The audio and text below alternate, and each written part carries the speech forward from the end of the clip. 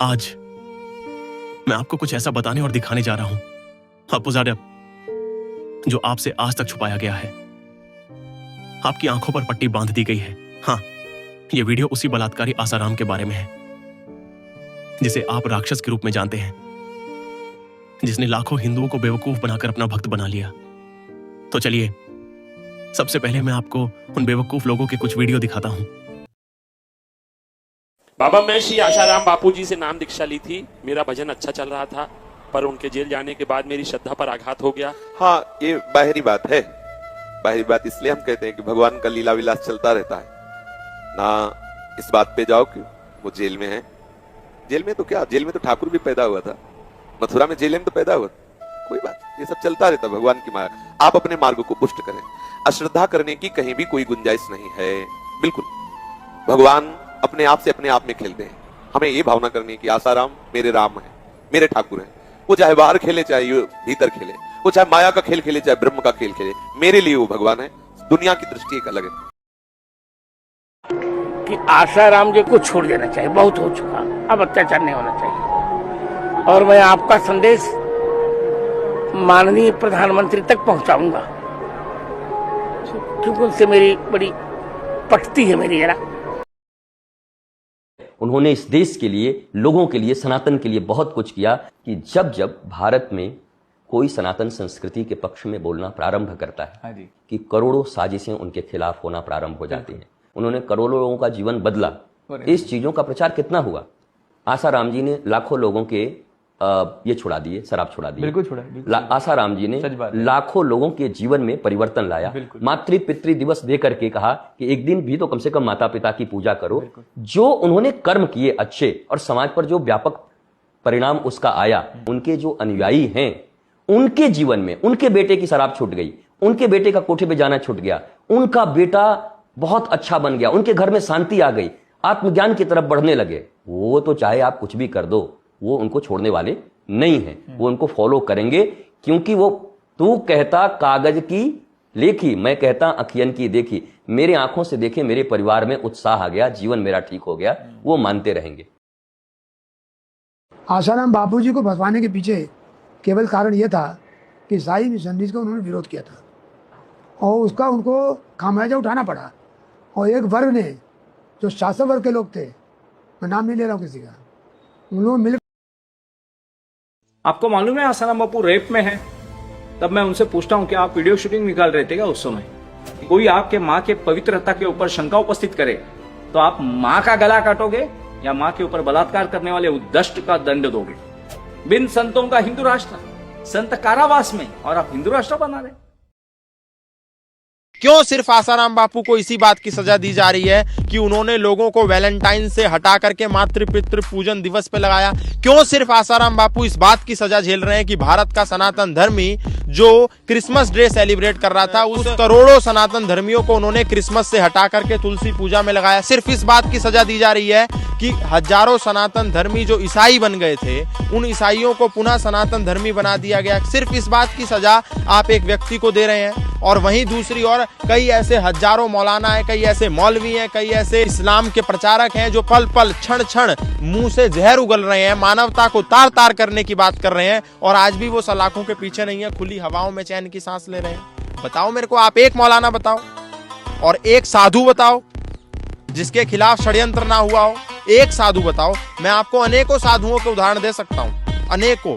स्वामी यति नरसिंहानंद को बिना किसी बात के उठा करके पुलिस जेल में रख देती है, और ऐसे स्थान पर आसाराम बापू को बदनाम करने में कम से कम 30 करोड़ रुपए खर्च किए गए। जिस लड़की ने आरोप लगाया, डॉक्टरी में सब निगेटिव था, कुछ भी पॉजिटिव नहीं था। आसाराम बापू ईसाई मिशनरीज के खिलाफ लड़ते रहे कि हम तो ये सोचते हैं टीवी में जो कह दिया वो सच है, क्योंकि उस समय सिर्फ आसाराम ही ऐसे थे जो सनातन धर्म को इतनी तेजी से प्रचार करके बढ़ा रहे थे, जिससे झारखंड के जो आदिवासी इलाकों में धर्मांतरण करा दिया गया था। उन्होंने कम से कम 15 से 10 लाख लोगों को वापस हिंदू धर्म पे लाए थे। बस ये चीज ईसाई मिशनरीज की को पसंद नहीं आई। आसाराम बापू, आसाराम बापू वो भी तो अपने आप को संत शिरोमणि कहते थे। वो भी तो लाखों की भीड़ इकट्ठा कर देते थे। प्रधानमंत्री मोदी जब मुख्यमंत्री थे जाकर चरण स्पर्श करते थे। आसाराम जी ने 40,000 आदिवासी को क्रिश्चियन से सनातन धर्म में लाए थे। आपको लगता है कि आसाराम बापू सही थे? आसाराम बापू को फंसाया गया है। क्या है अब मैं आपको दिखाता हूं कि किस तरह से स्टिंग ऑपरेशन करके आसाराम को पकड़ा गया। 100 करोड़ रुपए ले लो, फलाना ले लो, क्या क्या खेल। मैं क्या भाई हमको जरूरत नहीं। बोले आपके वैदिक धर्म का प्रचार करना, फलाने संत तो फीस लेते, फला नहीं लेते, आप कुछ नहीं लेते, इसलिए हम आपको 100 करोड़ अर्पण करना चाहते। मैं क्या मेरे को नहीं चाहिए। फिर आए, कुंभ का मेला था हरिद्वार में। उन दिनों में 1 महीना रहे थे वो चैनल वाले। कहीं मैं किसी संत के खिलाफ बोलूं, अथवा मैं 100 करोड़ की हाँ बोलूं, अथवा जो मैडम में भेजते थे, मेरे को पता नहीं था उनकी भेजी हुई है। मैं तो समझता था बेचारी दुखियारी, तो मैं रख देता था किसी भक्तानी के साथ। तो बाद में वो लोग चले गए। बाद में पता चला, उन्होंने जब स्टिंग ऑपरेशन हमारा दिखाया तो मेरे को पता चला कि तेरे की ये सब चैनल वालों की साजिशें थी। बाद में मुझे पता चला। मुझे पता चले ऐसा करके तो वो आएंगे भी नहीं ना, मुझे तो अंधेरे में रख के ही आएंगे। और हम संत आदमी ये चालबाजी जानते भी नहीं ज्यादा, लेकिन हमारा कुदरती आकर्षण नहीं रहा पैसे के प्रति, संसार के प्रति आकर्षण नहीं रहा। इसी कारण अपन इनके स्ट्रिंग ऑपरेशन में भी नहीं फंसे, नहीं तो कब के फंसा देते हो। कई जगहों पे आए ऑफर, अभी चुनाव आ रहे हैं, हम इतने पैसे दे देंगे, आप ऐसा कर देना। हमारे ऑपरेटरों के पास आया, संचालकों के पास आया, मेरे तक खबर पहुंचाने के लिए। मैं कहा छोड़ो ये सब, क्या करना है अपने को पैसा, अपने को जरूरत ही नहीं है तो क्या ये सोचना, भगवान के विषय में सोचो। कई ऑफरें आई, कई पिछले कई सालों से। जब बोले मीडिया वालों को बापू के आदमियों ने मारा, बापू के लोगों की भीड़ ने मीडिया वालों को मारा। मैं क्या कितने लोग होंगे तुम्हारे मीडिया वाले? बोले 20-25 थे। कितने को मारा? बोले 1 को। कहाँ है? बोले देखो। अच्छा तो घूम रहा है। किसी ने बताया बापू जिसने मारा वो भी उसका दोस्त है, नाटकबाजी किया है आश्रम को बदनाम करने के लिए। वो तो आपस में हंस रहे। अहमदाबाद में भी ऐसा कुछ किया था। तो हमारे कोई भक्त थे, तो मीडिया में काम करती लड़की बड़ी बोल्ड थी, उसके बाप के पास गए, उस कन्या को बोला बेटी हमारे आश्रम में अखबारों में आया कि मीडिया वालों को मारा, तेरा नाम आया, तेरे को भी मारा है, तू माफ करना। अरे बोले चाचा छोड़ो, ये तो हमारी सेटिंग थी, हमको ऊपर से मिलता है सब। कुछ नहीं मारा, मेरे को कहाँ लगा, ये तो हमारा प्लानिंग थी। तो उस कन्या को मैं शाबाश देता हूँ, मशहूर चैनल में काम करती है। तुमने उस चैनल का भी नाम सुना है, मैं उस चैनल का नाम लेकर उसकी बदनामी नहीं चाहता हूँ। इतने बड़े संत, उन्होंने धर्म परिवर्तन को रोकने के लिए प्रयास की, तो दुनिया भर की ताकत उनके पीछे पड़ी। जो केस है वो तो बेबुनियाद है, उसमें कोई आधार नहीं है। Was there any witness? No. Telephone records show she wasn't even there. And that Asaram Bapu was also not there. He was in a marriage 10 kilometers away. मैं तो अपना मन टेलीविजन देख के बताता नहीं हूँ। She doesn't make an allegation of rape. मैं रिकॉर्ड्स को देखता हूँ। मैंने FIR पढ़ी है। There is nothing in the FIR of rape. जांच में लिखा है कि एक भी स्क्रैच नहीं है। हाँ। Not a scratch on the girl. Police ने साफ लिखा है कि there is no rape. Rape की बात छोड़ी। No question of rape whatsoever. Trial तो होता ही नहीं है। Yet they say rape. सबसे ज्यादा न्याय होगा जब ये केस को डिसमिस होगा, और जिन लोगों ने केस डाला उन पर केस डालनी चाहिए।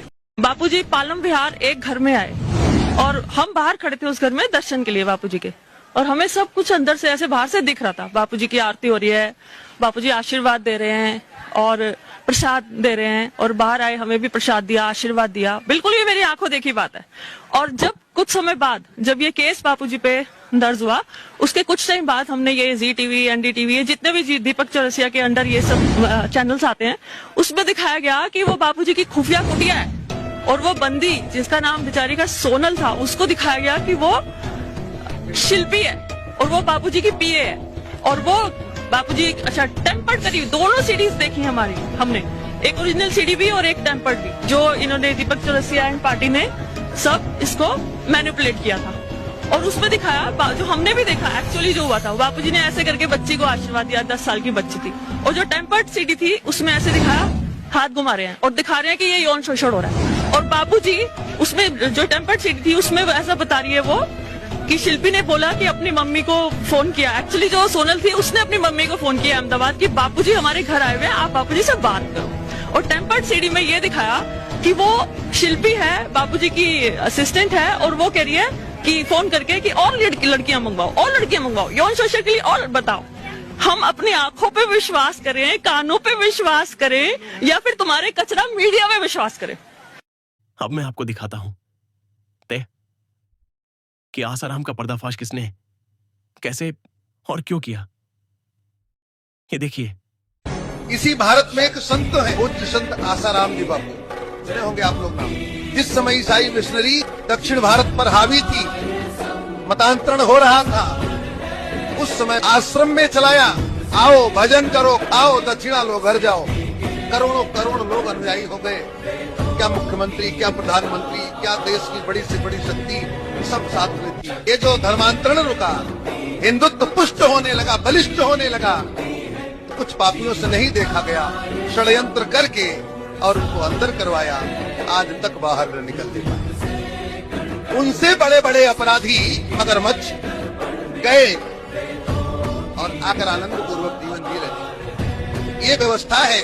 सत्य सनातन के लिए कहीं न कहीं संघर्ष करने पर यही स्थिति आना तय हो जाता है। ये षड्यंत्र होते हैं। इसके देखिए, संत श्री आसाराम बापू जी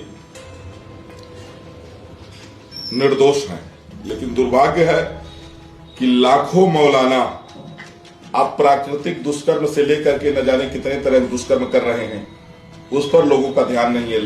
तमाम पादरी, लाखों पादरी रोज जो है बलात्कार कर रहे हैं, लेकिन लगातार जो हिंदू साधु संतों को एक टारगेट किया जा रहा है। इसका रीजन ये है कि ईसाई मिशनरियां बड़ा पैसा लगाती हैं और उस तरह से वो षड्यंत्र एक चक्रव्यूह बनाती है। क्यों? क्योंकि ईसाई मिशनरियों का यह है कि जो बड़े जो घर वापसी करा रहे हैं, जो धर्मांतरण को रोक रहे हैं, उनके लिए ब्रेकर हैं वो, तो उनको खत्म करने के लिए वो करोड़ों खरबों रुपए खर्चा करती हैं और इस तरह से जाल बिछाती हैं। इसलिए आवश्यक है कि संत श्री आसाराम बाबू जी को जो है तो क्लीन चिट मिलनी चाहिए और उनको ससम्मान रिहा किया जाना चाहिए। अयोध्या समेत तपस्वी छावनी पीठाधीश्वर जगत गुरु परमहंस आचार्य, मैं ये अपेक्षा रखता हूँ और आशा करता हूँ कि इस पर जो है माननीय सर्वोच्च न्यायालय जल्दी विचार करेगा। और इसका फायदा ईसाई मिशनरियों ने उठाया और उन्होंने यहाँ पर तेजी से धर्मांतरण किया है। 2013-14 का आंकड़ा यह है कि यहाँ पर 3 लाख लोगों को ईसाई बना दिया गया है। ये उड़ीसा की बात हम कह रहे हैं। हम आपको ये बता देना चाहते हैं, कंधमाड़ में और कालाहांडी में सबसे ज्यादा ईसाई धर्मांतरण को तेजी से बढ़ने में रोकने के लिए यदि कोई धार्मिक संस्था आगे आई है तो वो है संत श्री आसाराम जी बापू की संस्था। बापू अपनी टोली लेकर मिठाइयाँ और उपहार सहित आदिवासी इलाकों में निकल पड़ते हैं और उन गरीब आदिवासियों में कंबल बांटते हैं। बतौर उपहार उन्हें कपड़े और बर्तन दिए जाते हैं, उन्हें भरपेट खाना खिलाते हैं। इन गरीब आदिवासियों को जहाँ खाना भी बड़ी मुश्किल से मिलता है, वहाँ बापू अपने आश्रमों में बनी खास तरह की मिठाइयाँ लेकर उन तक पहुँचते हैं। गरीबों के मसीहा कहे जाने वाले संत श्री आसाराम जी बापू के आदिवासी इलाकों में कई नाम हैं। कहीं शीरा वाले बाबा, कहीं छाछ वाले बाबा, तो कहीं खिचड़ी वाले बाबा, तो कहीं कंबल और मिठाई वाले बाबा। ये नाम बापूजी को बरसों पहले मिले थे, क्योंकि बापूजी हर दीपावली पर इनके इलाकों में आते थे, सत्संग करते थे, हरिओम का गुंजन करवाते थे और हरिओम के गुंजन के फायदे भी बताते थे। और बड़े पैमाने पर इन्हें कंबल, कपड़े, मिठाइयाँ, बर्तन व अन्य कई जीवन उपयोगी वस्तुएं भेंट में दिया करते। मेरा दिल पीड़ित होता है, इसलिए मैं घूमता हूँ और आदिवासी इलाकों में भोजन, वस्त्र, कपड़ा, चौकी भी बांटता हूँ। सुंदर समाज तो तब कहेंगे जब सामान्य आदमी का शोषण ना। मंदिर तो बनने चाहिए, लेकिन गरीबों के इलाकों में जब झांकते न तो उनके झोपड़े भी कुछ बनने चाहिए, उनके मकान भी बनने चाहिए, उनका स्वास्थ्य भी बनना चाहिए, आरोग्य केंद्र भी बनने चाहिए। और आप दिवाली को मैं सत्संगों में कहता आया हूँ कि आप अपने घर में दिवाली मनाते हैं, लेकिन पड़ोस के गरीब गुरबों के यहाँ जाकर उन बच्चों को कपड़ा पहनाइए, उन्हें मिठाई दीजिए, पटाखे दीजिए और स्नेह कीजिए। मैं हिंदू नहीं हूँ, मैं आदिवासी हूँ। उड़ीसा का सबसे गरीब जिला जो कालाहांडी के नाम से मशहूर है। उड़ीसा राज्य का कालाहांडी डिस्ट्रिक्ट, मेरा गांव का नाम भाटेल है। उड़ीसा में कालाहांडी में बापूजी को ये पता चला बाद की क्लिपिंग से कि वहाँ पे धर्मांतरण बहुत धड़ल्ले से हो रहा है। यहाँ से पूर्व में एक ईसाई मिशन है, वो हिंदू विरोधी शिक्षा देते रहते थे। तो बापूजी ने रीजन पूछा कि धर्मांतरण लोग क्यों कर रहे हैं, तो रीजन बताया गया कि बापूजी वहाँ खाने पीने को नहीं है। जो धर्मांतरण करते हैं हिंदुओं से, वो क्रिश्चियन ईसाई को जो लेते हैं और जो चप्पल छता वो खाना पीना दे के हिंदू देवा देवी को पूजा करने में मना करते हैं और प्रसाद सेवन करने भी वो मना करते हैं। बापूजी ने एक योजना निकाली कि राशन कार्ड बनाओ इन सब गरीबों का, और आश्रम की तरफ से उनको हर महीने बोरी अनाज और कुछ पैसा और कुछ घी तेल वगैरह दिया जाएगा। इस बार आदिवासियों की भीड़ पहले की अपेक्षा बहुत ज्यादा मिली। अखबार में आके लाख लाख आदमी का भोजन और हजारों लोगों को ये मिला वो मिला। तो जो गरीब है उनको तो किट दी गई और दक्षिणा दी गई। गरम गरम भोजन, हजारों टिफिन मंगवाए, हॉटकेस मंगवाए, और साड़ी और धोती और कपड़े और ये जीवन उपयोगी वस्तुओं के उनको जूते पहनाते।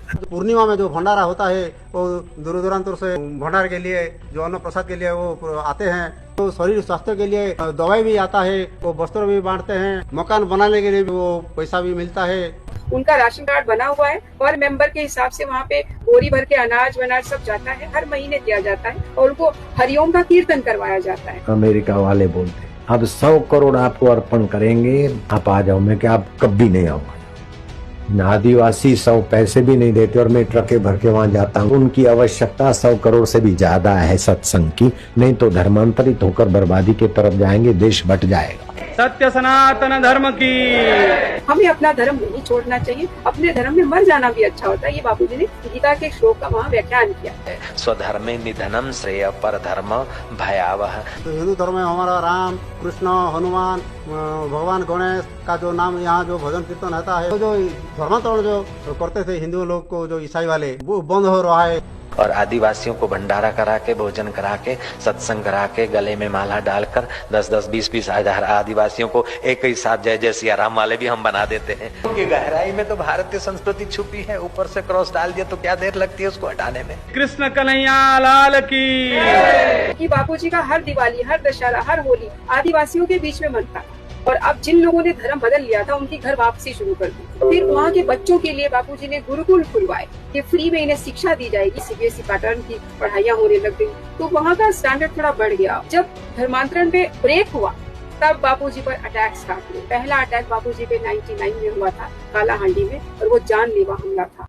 आज बड़े दुख के साथ मुझे की रक्षा के लिए एवं धर्मांतरण को रोकने के लिए जो आसाराम बापूजी ने कार्य किया है, कांग्रेस की सरकार के समय पर सोनिया गांधी एवं उनके सभी सहयोगी गणों ने एक बहुत बड़ा षड्यंत्र रचा।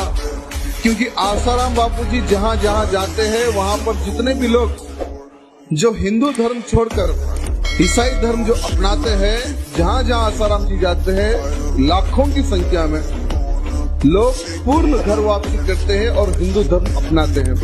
ये सोनिया गांधी देखकर कि अगर आसाराम बापूजी इसी प्रकार से जो कन्वर्ट हो चुके हैं, जो धर्मांतरण हो चुके हैं, अगर उनको पूर्ण हिंदू धर्म में अगर अपनाते हैं तो हमारी सीट खतरे में आ जाएगी।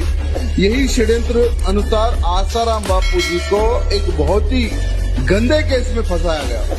ये देखिए, अब मैं आपको दिखाता हूं बलात्कारी आसाराम आने वाले समय में किस चीज के सपने देखता था, लेकिन भारत के जागरूक हिंदुओं ने उसे अच्छा सबक सिखाया।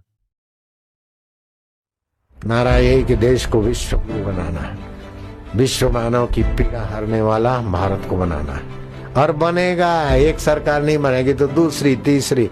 संतों का संकल्प है, आज नहीं तो कल होके रहेगा। प्रकृति ईश्वर से ऐसे कई आत्मा प्रकट है जो हो चुके हैं। लाखों मेरे बेटे पैदा हो चुके हैं, मेरे लाखों बच्चे पैदा हो चुके हैं। वो बनाएंगे विश्व गुरु भारत को। तुम देखते रहना।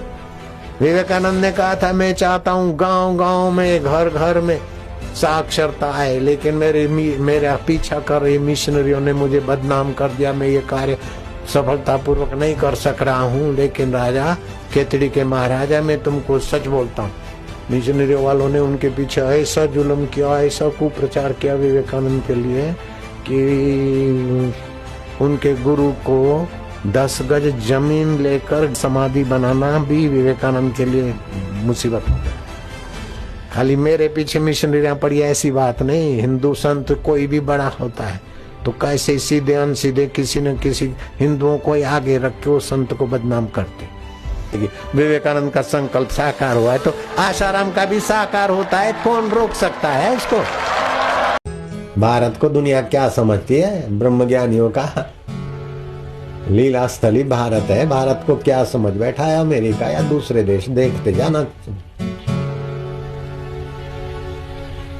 भारत का बच्चा बच्चा, भारत का माई भाई देख लो कैसे बनते।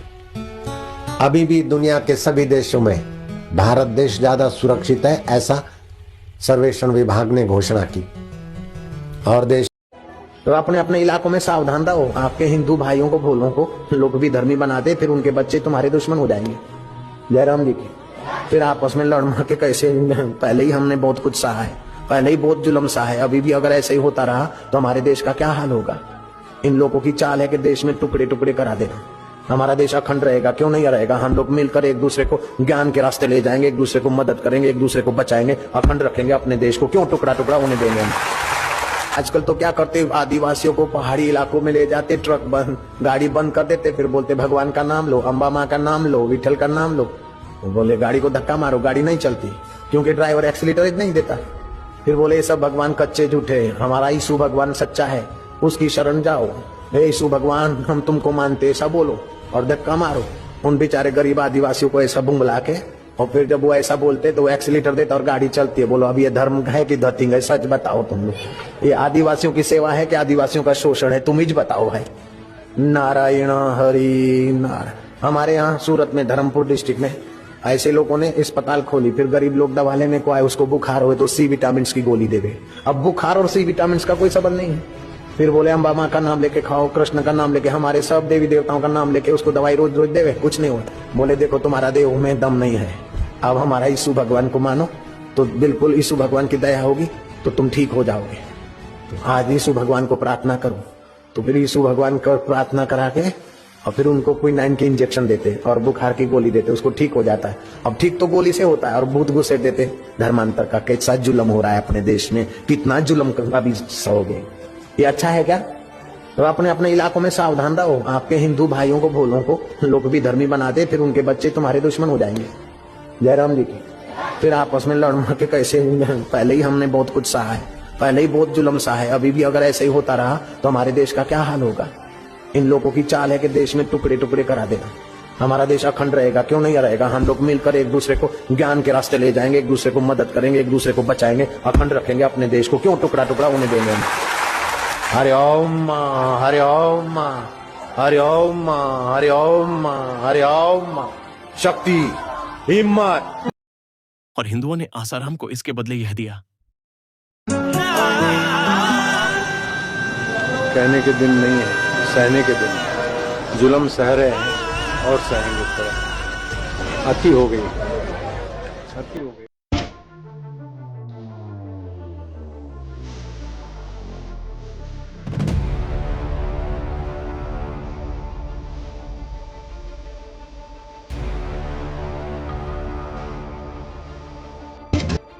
अब मैं आपको आसाराम के केस की डिटेल्स दिखाता हूं, ध्यान से देखना। औरत के साथ छेड़खानी की आईपीसी की धाराएं हैं, लेकिन जो बलात्कार की धारा होती है 376 वो नहीं है। एफआईआर में भी उसने यही कहा था, बयान में भी उसने यही कहा है, मेडिकल रिपोर्ट भी यही कहती है। ये वेरी फर्स्ट डे से क्लियर है। इन्वेस्टिगेशन के दौरान ये जाहिर हुआ है कि 376 का आरोप प्रमाणित नहीं है। यानी अब आसाराम पर 376 नहीं है। आसाराम पर 376 नहीं है। The call detail records of the parents and the girl was not brought before the court for the first 5 days during the period when the offence has allegedly taken place. So according to me, there were some very vital issues. And during the period of trial, fortunately, unfortunately, all these issues were not brought in the media. Police धमका रही थी और इस पे से धमकी हमारी शाजापुर से आ रही थी। मेरे घर पर 2-2 चक्कर 6-6 8 2-2 गाड़ियां मिली जा रही थी, धमकी दी जा रही थी, बिल्कुल। दूसरी बात, मेरे या मेरी लड़की के साथ कभी भी कोई भी ऐसा कोई गलत कार्य नहीं हुआ। जिस तरीके से मीडिया में आज के लिए प्रचारित किया जा रहा है, भाई ने स्टेटमेंट दिया ना, वो गलत दिया हुआ है। भाई को पता ही नहीं था। भाई को आप कह रहे गाँव में थे तो आप भाई को कैसे पता नहीं था? एक मिनट, भाई को हम गांव के आसपास ही थे। भाई ने अगर कुछ बोला है तो भाई को जानकारी नहीं होगी। हमने बेटी का इसी जानकारी, आपके छोटे भाई ने मेरठ से बोला, हाँ उसे भी जानकारी नहीं थी। हम लोग जब निकले उससे नहीं, पुलिस वाले जोधपुर पुलिस मेरे ऊपर दबाव बना रही थी। चंचल मिश्रा के जो आयु है उसके मेरे मोबाइल पे कम से कम एक दिन में 10-10, 15-15, 20-20 कॉल है। क्या मेरी मदद कीजिएगा मेरे केस में। महान आत्मा है, मेरे लिए तो बहुत महान आत्मा है, जिसके लिए गलत नहीं होगा, मेरे लिए बहुत अच्छी है। And also the facts that were shared by the media were completely wrong in Asaram Bapuji's case. The medical report on the girl that has been revealed on social media by third party source say that there was no physical assault, there was no loss of consciousness, no bite marks, no abrasion, no sweating, no penetration. Hymen was intact on the girl who levied the POCSO Act on Asaram Bapuji. And this report was prepared by Lok Nayak Hospital in New Delhi. इसके अलावा obviously Indian media ने उस time पे 3 main pointers द्वारा negative propaganda किया था against Asaram Bapuji. First pointer was that the girl had lodged FIR against Bapuji alleging rape and medical examination confirmed the allegation. ये media का पहला झूठ था, जबकि सच ये था कि the Jodhpur DCP Ajay Lamba told the press conference on 26th August 2013 at 1 p.m. that FIR makes no mention of rape. The medical report received from Delhi too does not confirm rape. Even then, Delhi police registered offence under section 376 of IPC, which is non-bailable. The question is why? दूसरा झूठ जो media ने कहा था कि बापूजी consumes opium, मगर इसके ऊपर नीता वैद्या जो आयुर्वेदिक फिजिशियन थी उन्होंने कहा कि ऐसा कुछ नहीं करते थे बापूजी. तीसरा झूठ जो मीडिया ने प्रमोट किया that the police recovered many obscene video clippings of Asaram Bapu from his aide Shiva. इसका सच ये है कि शिवा ने खुद कहा है that the police used third degree methods with me. My choti, that is the lock of hair on my head जो usually Brahmins रखते हैं, was uprooted and I was brutally beaten and I was told to sign on a piece of paper and admit that there is a CD which shows such kind of obscene videos and I was told to sign that but I have not submitted any such CD. तो ये शिवा ने खुद कहा है obviously which is the truth, मगर इसके ऊपर media ने कभी टेलीकास्ट नहीं किया है. So the media is obviously biased. Indian media has Hindu phobia और वो हिंदू सेंट्स को टारगेट करते हुए आ रहे हैं. And maybe the immense media pressure makes the police behave in a certain way and makes the authorities behave in a certain way. I don't know, क्योंकि मुझे कहीं ना कहीं लगता है कि police also files false sections against you even though those sections are not applicable to you under pressure. बात आसाराम की करेंगे, जिनकी मुश्किलें लगातार बढ़ती जा रही है. पुलिस का शिकंजा उन पर कसता जा रहा है, लेकिन समन भेजा गया, उनको पूछताछ का समन भेजा गया. लेकिन बड़ी खबर इस वक्त आ रही है, आसाराम के खिलाफ पुलिस ने रेप का मामला वापस ले लिया है. बलात्कार की पुष्टि नहीं होने की वजह से धारा 376 नहीं लगाई गई है. बड़ी खबर इस वक्त आ रही है, आसाराम के खिलाफ रेप का केस नहीं, जो बलात्कार का पहले मामला दर्ज किया गया था धारा 376 के तहत. और अब बड़ी खबर यह है कि बलात्कार की पुष्टि नहीं होने की वजह से धारा 376 नहीं लगाई. इन्होंने एक हिंदू संत आसाराम जी बापू को इन्होंने बदनाम किया था. कौन से नेता ने पैसे भेजे थे सर? विदेश से फंडिंग हुई थी सर. कोई नेता ने दिए थे, कोई पार्टी ने दिए थे, किसने दिए थे सर? खुद तो बोलिए किसके इशारे पे षड्यंत्र हुआ था. अब देखो बोलती बंद हो गई. संतों को बदनाम करने वाले पत्रकार देखो. खुद ये मानते हैं कि इस केस में कहीं ना कहीं एविडेंस वीक थे, तो एविडेंस वीक होने के बावजूद भी उन्होंने कैसे आसाराम बापू को सलाखों के पीछे बचाया? मेडिकल इंजरी में भी कुछ नहीं थी प्रोसिक्यूटर्स के. इस मायने में ये बिल्कुल टफ केस था, क्योंकि इसमें मेडिकल और फोरेंसिक एविडेंस काफी वीक नेचर की थी. बहुत ज्यादा वो एविडेंस वैल्यू से हमें सपोर्ट नहीं मिल रहा था. और ऐसी परिस्थिति में जो सर्कमस्टेंशियल एविडेंस है उस पर हमने ज्यादा फोकस किया. और सिर्फ डायरेक्ट एविडेंस से ही कन्विक्शन हो ये जरूरी नहीं है. अगर आपके पास डायरेक्ट एविडेंस कमजोर प्रकृति का है तो ऐसी सूरत में आपको जो भी सर्कमस्टांसेस है उन सर्कमस्टांसेस को आपस में कड़ी से कड़ी को जोड़ना चाहिए। किस तरह इस केस में पब्लिक सपोर्ट हमने हमारे पक्ष में किया थ्रू मीडिया।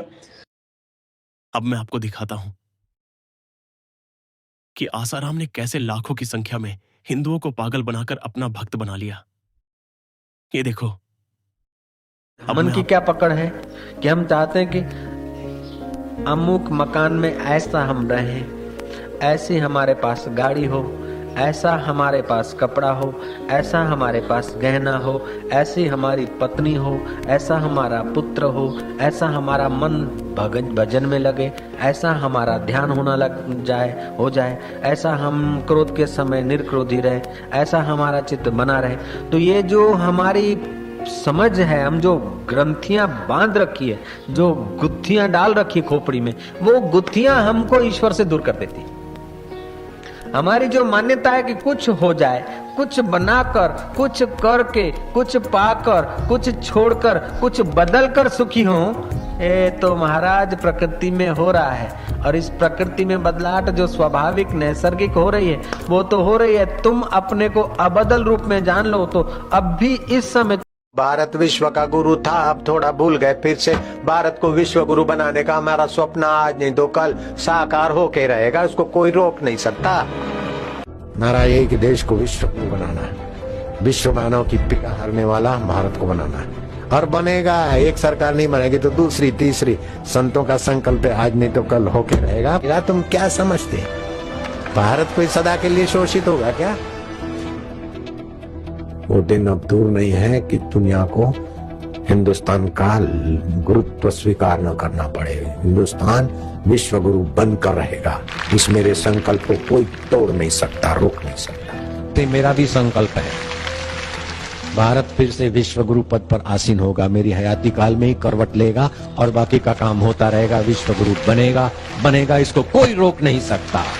ऐसा नहीं कि चलो ये काम करते करते हम मर जाएंगे, दूसरा जन्म लेके आएंगे अथवा सूक्ष्म शरीर से भारत को ऐसा बनाएंगे। नहीं, इसी शरीर से, इन्हीं आंखों से भारत को फिर से हम चमकता देखेंगे, बिल्कुल देखेंगे। मैं ऐसे जाने वाला केवल मुंह से ही खाते वो अन्न नहीं, आंखों से आप देखते हैं। विवेक की चलनी नहीं रखी तो आंखों से तो दो व्यक्ति गए, पति पत्नी थे कि भाई बहन थे, लेकिन तुम्हारे विकारों की दृष्टि से देखा तो आंख के द्वारा तुमने अशुद्ध आहार किया। मित्र के घर गए और उसका मकान और फर्नीचर देखा तो अपना मकान के 3 कमरे और मित्र के मकान के 4 कमरे, उसका फर्नीचर देखा और मन में खटपट शुरू हो गई, इसके पास ऐसा है, हमारे पास तो नहीं है। अब ऐसा है तो भी छोड़ के जाएगा और नहीं है तो भी छोड़ के जाएगा। इस प्रकार की विवेक की चलनी से देखे तो ठीक है, नहीं तो फिर आंखों के द्वारा अशुद्ध आहार आपके मन को विक्षिप्त कर देगा। अब मैं आपको आसाराम के दूसरे धर्मों के प्रति क्या विचार थे वो दिखाता हूँ। ईसा जो थे अपने भारत के काश्मीर के योगियों से सीख के गए थे भक्ति योग, और वहां उनकी पूजा हुई, फिर उनको सूली पे चढ़ा दिया। अभी उनका प्रचार करने के लिए वो लोग आते हैं तो उनको पगार मिलता है, मोटर मिलती है, रसोईया मिलता है, और 5 साल के बाद उनको पेंशन होती है। कुरान है तो बोले ये अल्लाह की वाणी है, वक्ता ने कह दिया। बाइबल में कह दिया कि ये गॉड का उपदेश है, वक्ता ने जो कह दिया उस प्रकार का लोगों ने फॉलो किया। लेकिन भारतीय धर्म वक्ता की प्रधानता से नहीं कि चलो ये भगवान की वाणी और आप मान लो। भारतीय धर्म दर्शन की प्रधानता से, ज्ञान की प्रधानता से। जीसस के पहले भी तो सत्य था, मोहम्मद के पहले भी तो सत्य था, कृष्ण के पहले भी तो सत्य था। हमें तो सत्य के साथ जुड़ना है। राम के पहले भी तो सनातन धर्म था, तभी तो वशिष्ठ जी ने उत्कृष्टि यज्ञ करवाया, तो वैदिक धर्म के अनुसार यज्ञ किया, यज्ञ पुरुष प्रकट हुए और खीर लाए, और उस खीर से भगवान राम लक्ष्मण भरत का आगमन हुआ। कृष्ण को हम भगवान नहीं मानते, नानक जी को हम भगवान नहीं मानते, तो हमारा कल्याण नहीं होगा क्या? अगर किसी को मानने से ही कल्याण होता है तो उसको सब लोग तो नहीं मानते, तो क्या बाकी के सब गए क्या? विचार से, तर्क। तो राम जी ने कहा इसलिए मानो, ऐसा सनातन धर्म नहीं कहता। रामायण में तुलसीदास ने कहा इसलिए नहीं मानते, लेकिन तुलसीदास ने उसके प्रमाण दिए और वो वाणी है इसलिए मानते हैं। तो वो वाणी है, आपका अनुभव है। अरे सताने वाले सता रहे हैं, सब जानते हो, तुम बार बार क्या दोहराते हो? 4 धर्म थे संस्कृति, रोम, यूनान, मिस्र और भारत। रोम, यूनान, मिस्र को तो उन्होंने मिटा दिया, केवल भारतीय संस्कृति है, तो उसको बचाने के लिए मैं लगता हूँ और उनके यहाँ की ककरी हूँ, बस और कुछ भी नहीं है। ये सब बना बनाया फैब्रिकेट है। हरिओम और सब भक्त मौज में रहना, देर सवेर सत्य चमकेगा, गुलाब होकर महकोगे सब, तुम्हारी तपस्या है। मीडिया ने पीड़ित लड़की की सहेली से भी बातचीत की, लेकिन किसी ने उस वीडियो को दिखाने की जहमत तक नहीं उठाई, क्योंकि उस बयान से दूध का दूध और पानी का पानी हो जाता। जो सच मीडिया नहीं दिखा पाया, वो सच अब हम आपको दिखाते हैं। उसको फोन लाके पूछा कि आप इसे बापूजी के ऊपर झूठा आरोप क्यों लगाया, झूठा आरोप क्यों लगाया? तो उसने बोला कि मेरे मम्मी पापा करवा रहे हैं, मैं कुछ नहीं कर रही हूँ, उसने ये बोला। तो सवाल उठता है कि आखिर सच क्यों छुपाया गया? महज आरोपों के आधार को मुद्दा बनाकर, घंटों मसाला बनाकर जनता के सामने क्यों परोसा गया? आइए जानने की कोशिश करते हैं कानून के विशेषज्ञ और बापूजी के वकील के मनन से। आपने देख लिया, आपने पढ़ के मैंने सुना दी है आपको। 376 रेप केस नहीं बनता है, रेप केस के कोई चार्जेस नहीं है, और उस पे आउटरेस्ट मोडेस्टी के कोई चार्जेस नहीं है। अटेम्प्ट, जो अटेम्प्ट वाली बात है, उस पे अगर अटेम्प्ट है तो बेलेबल ऑफेंस बनता है, फिर उनको अरेस्ट किस बात के लिए किया है? कानून, आप कानून को पढ़ लो पहले। टच का मतलब ये नहीं है कि आपके रात आप चलते चलते 20 को टच कर रही हैं, आपका रोज अरेस्ट होते फिरेंगे। मत करो ऐसी बातें। सुनो, लॉ ऐसा बन गया, तुम भी चक्कर में आ सकते हो कभी ना कभी, ये बता रहा हूँ मैं आपको। मत चक्करों में करो ऐसे क्रॉस एग्जामिनेशन। मैं एंकर्स को भी कह रहा हूँ, क्योंकि लॉ को समाज के मुताबिक बनना चाहिए, समाज के लिए कानून होता है। ऐसा भी कोई एलिगेशन नहीं है। ये मुझे बड़े दुख के साथ कहना पड़ता है कि एक तरफ की जो स्टोरी आप चलाए बैठे हो, ये कोई आपके लिए अच्छी बात है, समाज के उत्थान के लिए कोई अच्छा कार्य कर रही हैं आप। मैं महाराष्ट्र से दिल्ली जा रहा था तो उधर जो चर्च थे, उन चर्चेस को श्री कृष्ण मंदिर में बदलने का काम आसाराम बापू ने किया था। तो मैंने उनको कहा था कि ये ईसाई आपको छोड़ेंगे नहीं, ये आपको जरूर किसी ना किसी केस में फंसाएंगे।